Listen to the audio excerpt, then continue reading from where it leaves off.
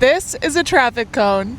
Have you ever wondered where traffic cones came from? And why they're, well, cones? The story begins in the 1940s with a man named Charles Scandlin. Cars were on the rise in America, and with them came the risk of car crashes. Cities and towns needed a way to alert drivers when they were doing road maintenance. They historically had used wooden tripods, but these were bulky, tipped over, and largely needed to be rebuilt for every job site. This is where Charles Scandlin came in. He was working as a road painter in LA when he had the idea for a cone-shaped safety marker. And a few years later, the very first patent for a traffic cone was his. In this first patent, he outlined the reasons why cones are effective. They don't damage cars if they get run over, they can self-right after a glancing blow, and most importantly, they can easily be stacked and stored.